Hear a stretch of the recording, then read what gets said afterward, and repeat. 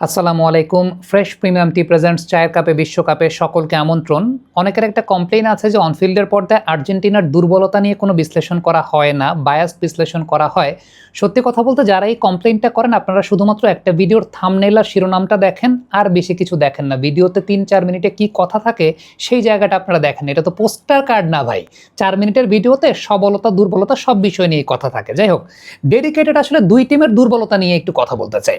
আর্জেন্টিনার সবচাইতে বড় দুর্বলতার জায়গাটা হচ্ছে উইং নির্ভর আক্রমণ সামলানোর জায়গাটা। আপনি যদি সুইজারল্যান্ডের সঙ্গে আর্জেন্টিনার গোল কনসিডার জায়গাটা চিন্তা করে দেখেন, সেটা লেফট উইং দিয়ে আক্রমণটা হয়েছে, এরপর একটা 1-to-1 পাস, সেই জায়গাটায় ম্যান মার্কিংটা করতে পারেনি আর্জেন্টিনা। খুব সম্ভবত প্যারাডেস ছিলেন সেই জায়গাটায়, ফাইনাল চার্জে চলে গিয়েছিলেন এবং পরবর্তী সময় আর্জেন্টিনা গোলটাকে কনসিড করেছে।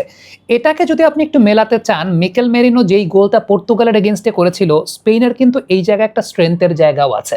অর্থাৎ এইরকম 1-to-1 পাসিংয়ের মাধ্যমে অপোনেন্ট টিমের ডিফেন্স লাইনটাকে ভেঙে ফেলা, এবং আর্জেন্টিনার এমনিতেই উইং থেকে আসা এই টাইপের আক্রমণে কিন্তু এক ধরনের ভালনারেবিলিটি আছে।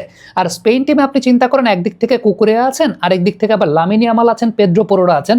সো এই জায়গাটা আর্জেন্টিনাকে অনেক বেশি মাত্রায় সতর্ক থাকতে হবে। আপনি যদি কেপ ভার্দের সঙ্গে গোল কনসিডটা চিন্তা করে দেখেন, সেখানেও কিন্তু উইং থেকে আর্জেন্টিনা গোল খেয়েছে।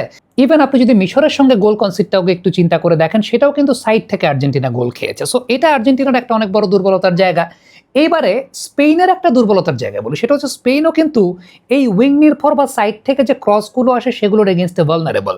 কড়া লিকারের অ্যান্টিঅক্সিডেন্ট ও ফ্লেভোনয়েড সমৃদ্ধ ফ্রেশ প্রিমিয়াম টি এক কাপে কাঁপিয়ে দিন।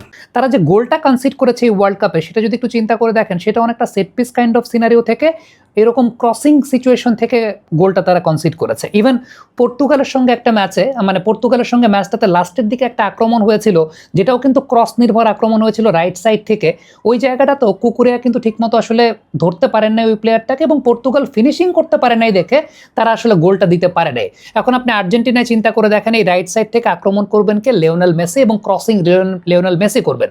মেসির ক্রস আরো বেশি অ্যাকুরেট হবে, বক্সের মধ্যে ক্যারেক্টারও কিন্তু থাকে সেই জায়গাটা, নিয়ার পোস্ট বলেন ফার পোস্ট বলেন ক্যারেক্টারে পরিপূর্ণ থাকে। লাউতারো মার্টিনেজ থাকবেন সেই জায়গাটাতে। সো এই জায়গাটাও কিন্তু স্পেনের এক ধরনের দুর্বলতা, যে সাইড নির্ভর ক্রসের এগেইনস্টে স্পেনের ভালনারেবিলিটি আছে। সো এক ভিডিওতে দুই টিমেরই দুর্বলতা নিয়ে কথা বললাম, আশা করি যে আপনারা মাইন্ড করবেন না, এবং যারা সত্যিকারের অর্থে ওই যে শুধুমাত্র থাম্বনেইল আর শিরোনামটা দেখেন, ভিডিওটা পুরোপুরি দেখেন না, তাদেরই যত সব কমপ্লেনের জায়গাটা অনেক বেশি থাকে। এবারে ফ্রেশ প্রিমিয়াম টি প্রেজেন্টস চায়ের কাপে বিশ্বকাপের আজকের বিশ্বকাপ কুইজ। আমাদের আজকের বিশ্বকাপ কুইজ, সর্বশেষ আর্জেন্টিনা এবং স্পেন বিশ্বকাপে কবে মুখোমুখি হয়েছিল, সেই ম্যাচের রেজাল্ট কি ছিল, সঠিক উত্তরটা কমেন্ট বক্সে লিখে পাঠাবেন। একজন ভাগ্যবান বিজয়ী পাবেন ফ্রেশ প্রিমিয়াম টির তরফ থেকে আকর্ষণীয় পুরস্কার। পুরো সিজনে 3 জন ভাগ্যবান বিজয়ী, সর্বোচ্চ সংখ্যক সঠিক উত্তরদাতাদের মতো থেকে পাবেন 3টা স্মার্ট টেলিভিশন 50 ইঞ্চির। এই বিশ্বকাপটা ফ্রেশ প্রিমিয়াম টির সঙ্গে আপনারা ছিলেন, আছেন, থাকবেন আশা করি।